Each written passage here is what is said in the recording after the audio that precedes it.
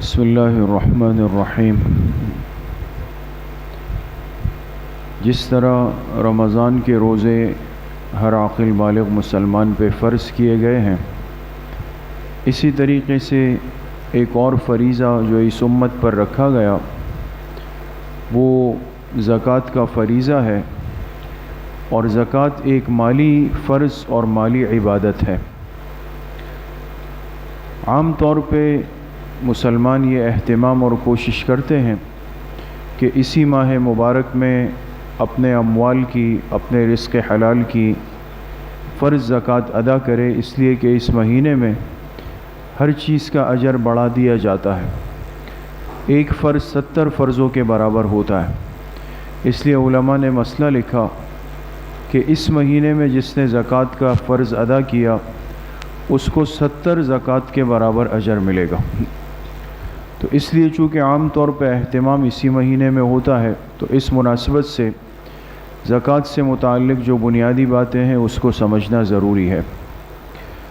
ایک بات تو یہ ہے کہ زکوٰۃ کے فرض کرنے کا مقصد کیا ہے؟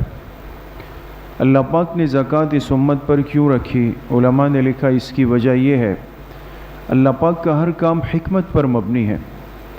مال یہ معاشرے میں گردش یعنی گھومتا رہے، اگر یہ ایک جگہ رک جائے، ایک آدمی اپنے مال کو جمع کرتا رہے، وہ کسی کو ادا ہی نہ کرے، نہ اس کی ذمہ داری پوری کرے، تو اس کی مثال ایسی ہے جیسے ایک پانی ایک جگہ جا کے جمع ہو جائے، رک جائے، کیا نتیجہ نکلے گا؟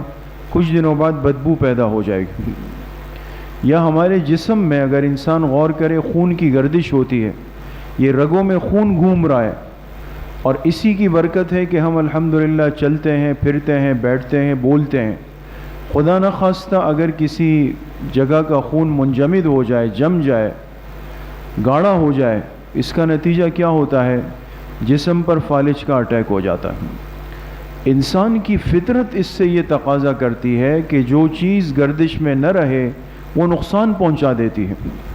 اللہ پاک نے اتنی حکمت کا معاملہ فرمایا، مہربانی کا، کہ انسان کے مال پر ایک شرعی ذمہ داری رکھ دی کہ سال میں جتنا کما لو، سال کے مکمل ہونے پر ایک چھوٹا سا حصہ اپنے مال میں سے نکال کر ایک غریب کو دے دو، تاکہ یہ مال گردش میں رہے، معاشرے کا توازن، بیلنس برقرار رہے۔ دوسری بات علماء نے لکھی ہے کہ زکوٰۃ کے 2 بڑے فائدے ہیں۔ ایک بڑا فائدہ یہ کہ زکوٰۃ دینے سے اللہ پاک انسان کے مال کو پاک کر دیتے ہیں، اور انسان صاف ستھرے مال کو خود بھی استعمال کرتا ہے، گھر پہ محفوظ کر لیتا ہے۔ اگر اس میں سے زکوٰۃ ادا نہیں کی گئی تو یہ پورے مال کو ناپاک کرتی ہے۔ اور دوسری بات علماء نے لکھی، زکوٰۃ کا فائدہ یہ ہے کہ اس سے اللہ پاک اس مال میں برکت ڈال لیتے ہیں۔ یہ ظاہراً لگتا ہے کہ 2.5% چلا گیا، کم ہو گیا، لیکن حقیقت میں اللہ پاک اس مال کو بابرکت بنا دیتے ہیں۔ تو جس مسلمان پر اس کے مال کی زکوٰۃ فرض ہو، وہ اس کو ایک شرعی ذمہ داری سمجھتے ہوئے بر وقت ادا کرے۔ اگر ادا نہیں، رسول اللہ صلی اللہ علیہ وسلم نے فرمایا، جس نے اپنے مال کی زکوٰۃ فرض ادا نہیں کی، قیامت کے دن اس مال کو ایک گنجے سانپ کی شکل میں لایا جائے گا، اس کے گردن میں ڈال دیا جائے گا، اور یہ سانپ اس کو نوچے گا، اس کے جبڑوں کو نوچے گا، اور اس سے کہے گا انا مالو کا، انا کنزو کا، میں تیرا وہ مال ہوں، میں تیرا خزانہ ہوں۔ اس لیے یہ بہرحال ایک بڑی ذمہ داری ہے۔ اللہ پاک صحیح عمل کی توفیق نصیب فرمائے۔